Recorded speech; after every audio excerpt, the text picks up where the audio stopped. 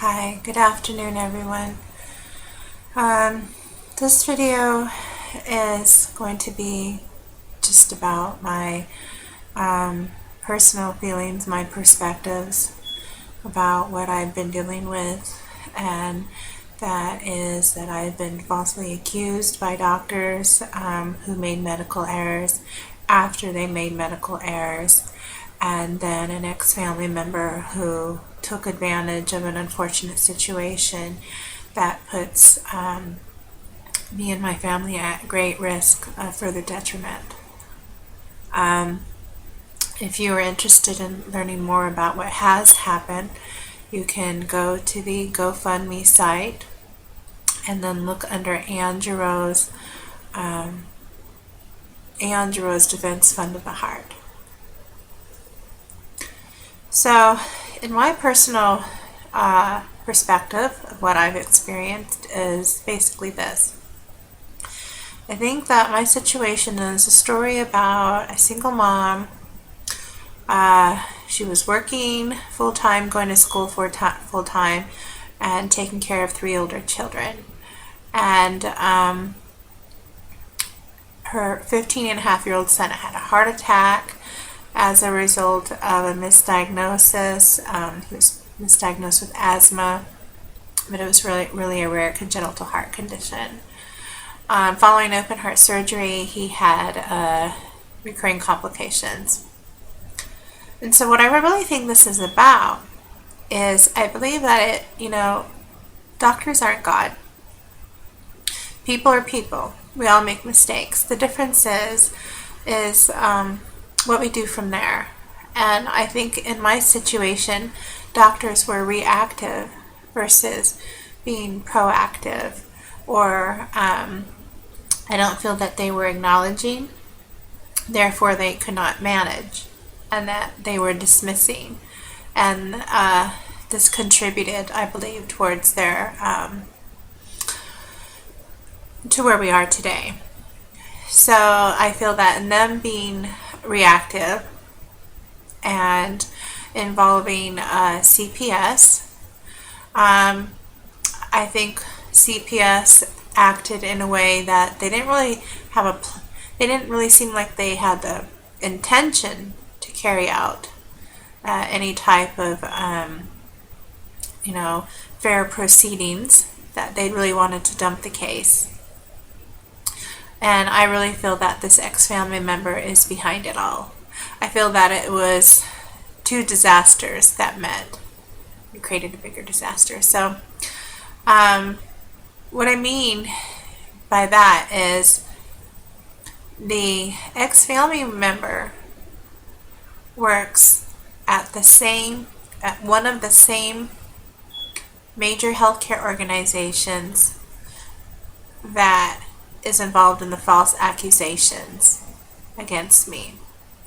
After the medical error, I was accused of Munchausen by proxy syndrome. Basically, I was blamed, I think, this is my opinion, in order for the doctors to evade lawsuits and auditors.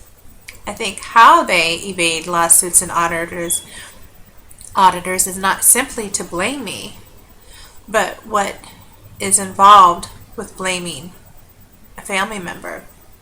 When they involve CPS, one thing that happens is the focus is redirected from the medical error to then now defending myself in CPS court. And so then what happens is CPS, the first thing they did was contact an ex-family member, and I asked, why would you do that?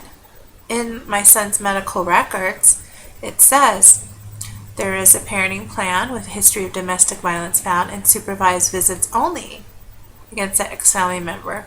But in addition, there's several protection orders since 1997 in the computer. So there's no reason why all of that should have been ignored. If you're carefully looking through a patient's chart, it should have been known. The social worker told me she was releasing my son to this ex-family member's care, And when I told her about the parenting plan that was uploaded in the computer, she told me she's going to tell the ex-family member to go file for custody. He tried to do it twice prior to my even having the first day in court and CPS even knowing why my son was taken away. So that's an example of CPS trying to dump the case. Which the question would be, why? Well, how did CPS get involved? The doctors got them involved. Why? Because there was a medical error. It's clear they just wanted to take my son away from me. I'm smart. I'm fully aware. They would rather take my son away and give him to someone who is not aware of the medical error.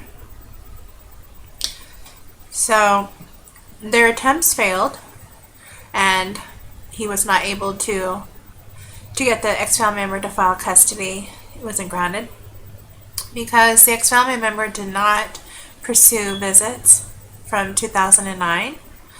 And in the court, the ex-family member said that he didn't have any money, just like a $20 charge to visit, have supervised visit. But yet, from 2009 till now, him and his girlfriend have bought a house, bought a car. You know, the house may be in her name, but the house is bigger. He contributes towards the mortgage and everything. So it's something that they did together. And it's something that, he did with me. I owned a home before I was married. So it's kind of like a pattern, I guess. But it's the fact that this is a situation where this ex-family member has a history of being dishonest and abusive, because there's many examples of domestic violence that's been documented over the years from 97 through protection orders that were granted. There was violations that resulted in incarcerations and even a probation officer. So, and the family law courts have recognized and made rulings with that being considered. However, after CPS got involved, suddenly this ex-family member decided to take the CPS allegations to family law to take advantage of an unfortunate situation, to make it his fortune, to say to the family law courts, look what I have. She's not a good mom, she's crazy, and these are CPS allegations. And I told the family law courts that I have appealed this, and can we wait? It's not true, and they didn't. So the question is, why did family law courts, why were they in such a hurry to deny my evidence, block my ability to file, or even why did they disregard the evidence filed in previous history and disregard what previous judges ordered based on those evidence that was filed before? It's contradictory. The ex-family member could argue with the courts that, you're basically saying that all of those rulings that were made previously by those other judges were in error. The ex-family member has grounds to go probably sue. I mean, it truly is contradictory. I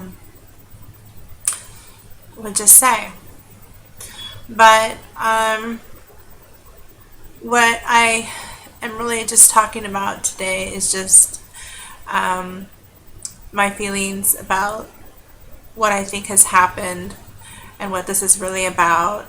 I haven't written a script. I'm just talking. I have no idea, really where I'm going with all this. But I just wanted to really just say that I need an attorney, and I think this is probably something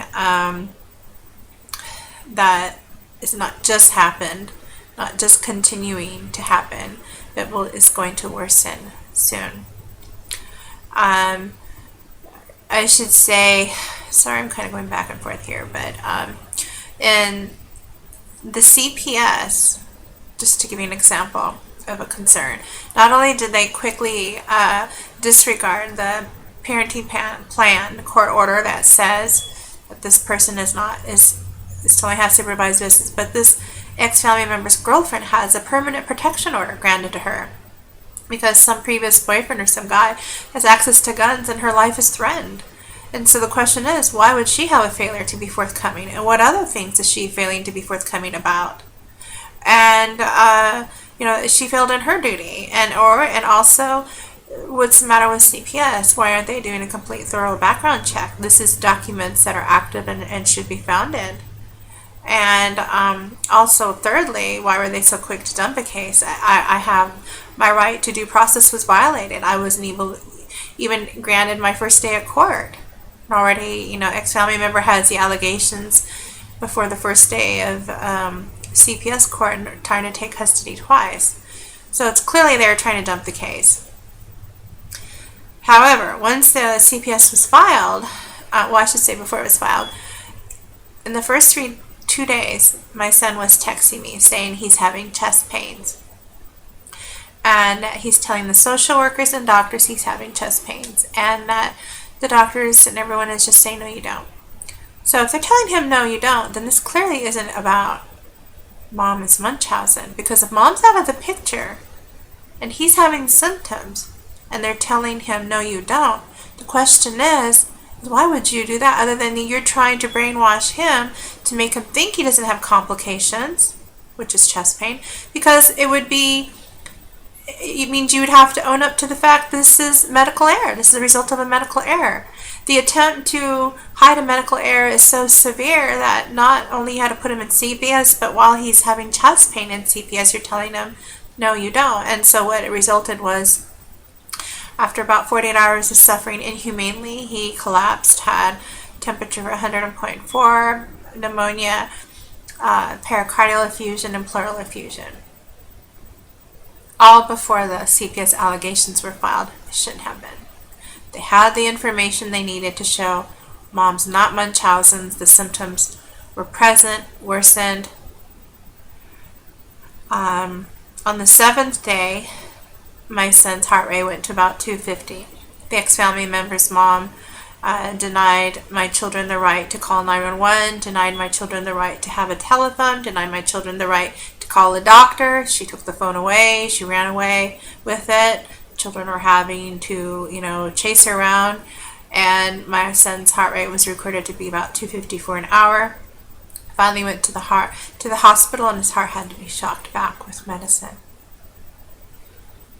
His heart has never had to be shocked back with me in his whole life. The very first time it ever happened in life was in CPS as a direct result of CPS denying him medical care, because doctors are telling CPS and maybe the family and these other people there's nothing wrong with him. Why would a doctor do that? I thought it was the mom having Munchausen, other than the fact that they're aware they made a medical error and they're still being reactive and they just clearly want to be dismissive and not manage. And that's what I think this is about, and that is concerning, because that is still happening today despite all that has happened. That is what's happening today in June, in May. But also in that first week, they went to my younger daughter's school. She's in junior high.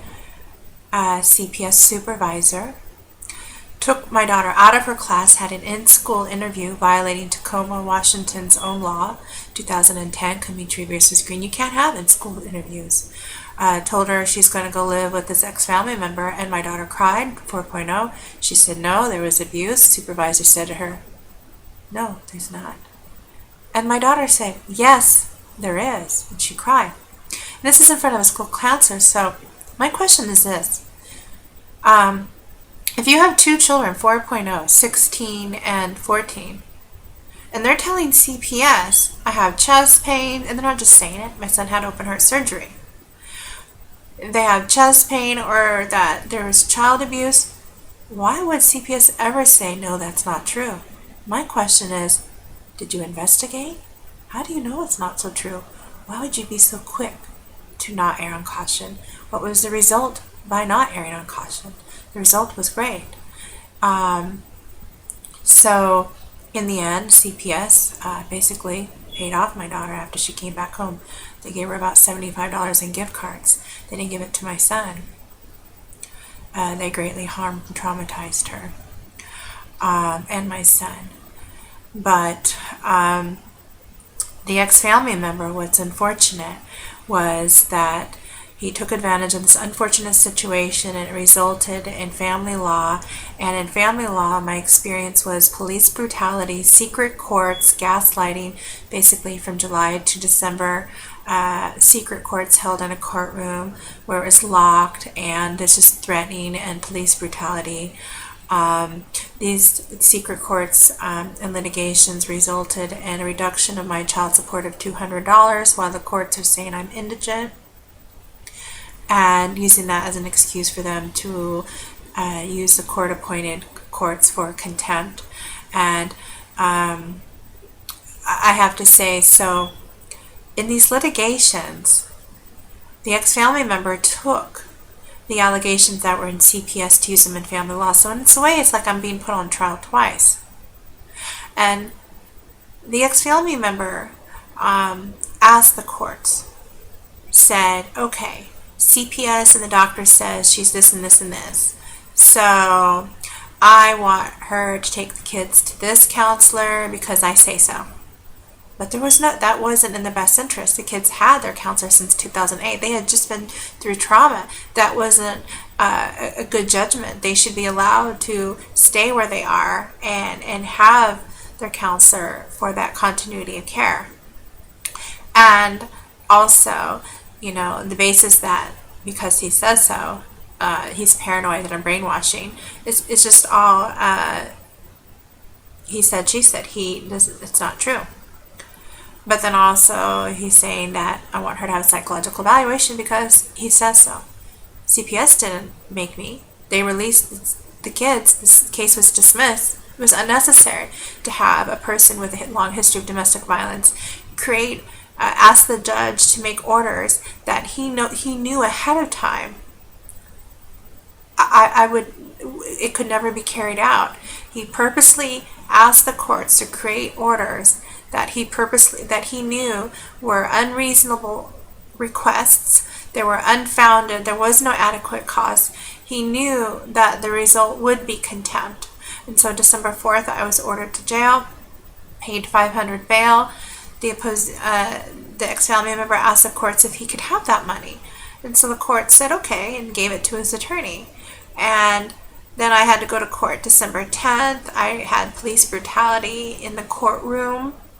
I wasn't resisting arrest, and I was harmed in a locked courtroom in front of everybody.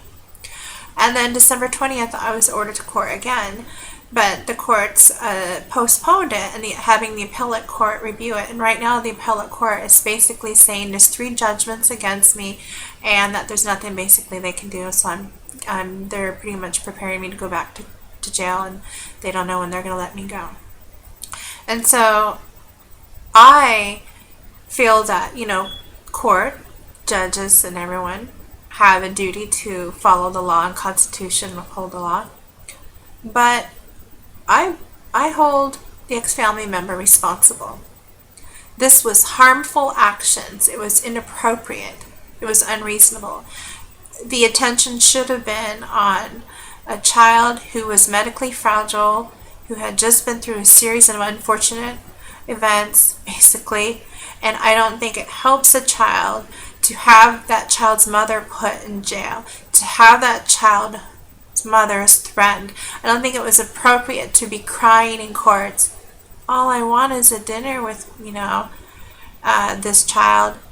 That was just, I feel, immature, inappropriate, and, furthermore, my son was 16 and my daughter 14. They made it known to this ex-family member several times in person and in court, out loud in juvenile court. No, they do not want to have, any visitations. They do not want to have any dinners, and the juvenile courts dismissed the case and they did not order it. So there was no reason to go run to family courts. This in itself was an abusive action, I feel, towards the children. It was insensitive, and it took away from them. We ended up losing our car. So in December, I went, it was supposed to be Christmas time. I was wrongfully sent to jail because the thing is that family law courts can't do anything to me if there's no court hearing. The court hearing exists because the ex-family member made it exist. He made it exist just purely because it's his pattern since 1997. It's retaliatory to go to courts and to create, to ask the courts to create orders that basically harm our family. And the end result is that the ex-family member has never had a history of following through. And in fact, what happened was in 2012, this ex-family member filed modification of custody, but attaching it to the 2008 modification of custody, making it appear that it's a 5-year battle, interfering with my ability to gain any legal representation because no attorney is going to want and sit and look through all of that records. That's just a lot. They purposely created a situation where it just confusing, looks like just great havoc. And you have to know that during this time where I'm defending myself in CPS and in family law, what happens is about 2 years go by and you're close to, losing your opportunity to respond to the original medical errors. It's almost as if these are all part of the tactics to originally evade the lawsuit and auditors. How? Well, by involving these other agencies, what happens is, one, it naturally escalates emotions. It naturally causes confusion. It naturally causes a depletion of resources and increases complexity. And so all of these things are created as a result. And then so these may also then become what they will then now begin to complain about. Any type of anxiety, any type of post-traumatic stress disorder, any kind of depression is what was created. And without them mentioning that, what maybe now they're complaining is what they created. And then so it interferes with the ability to try to defend yourself in court or gaining legal representation or gaining the media or public to respond, because then they see what has been created, which is confusion, havoc. But all of this is just a scapegoat for the doctors to create in somebody, basically what appears to be, you're a crazy person. But the thing is that who you are as a person, or is that who you are as a result of what has been created? And, the thing is that I'm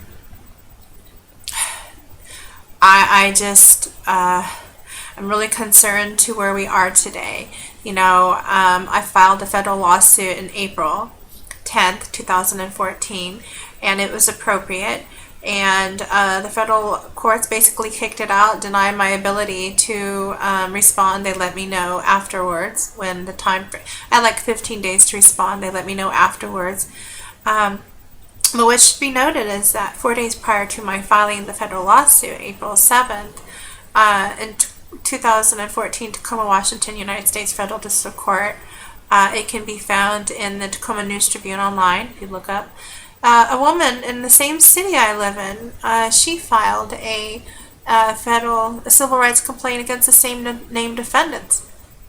So I feel that the federal law courts, having 2 lawsuits back to back against the same defendants, that in itself speaks volumes. They had a duty to exercise care and caution to protect the public. If they know ahead of time, you got these high statistics in CPS, DSH's complaints and Munchausen's coming out of these 2 hospitals, and then you have this history of people attempting to file letters to politicians or courts, and you see all these denials.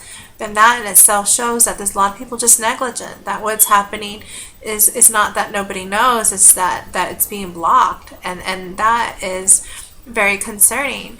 But I just know that my son's having recurring complications, and so the question is that what percent of these recurring complications are a result of the original heart surgery or heart attack, and what percent of it is a result of these reactions instead of being proactive, by the doctors and involving the CPS and the ex-family member.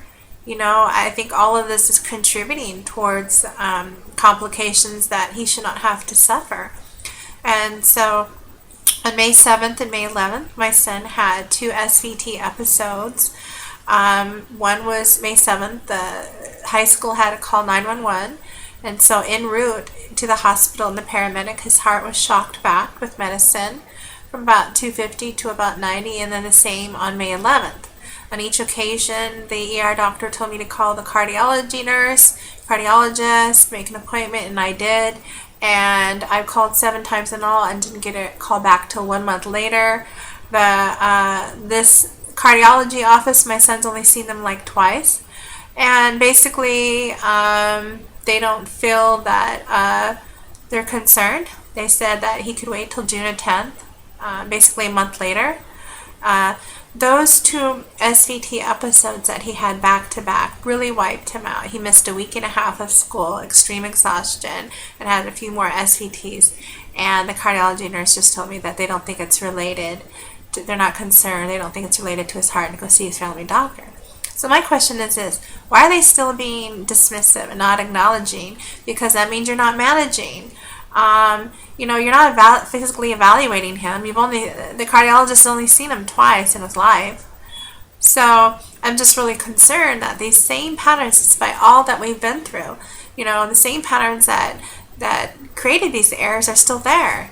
You can't manage what you don't acknowledge, and you can't acknowledge if you're dismissing. And you're dismissing when clearly the ER doctor is telling me, and the paperwork is telling me, contact your cardiologist and reporting these, and then also the cardiologist or ER doctor is telling me that you're basically the cardiologist, and everyone is saying he needs to have a surgical procedure called a catheter ablation.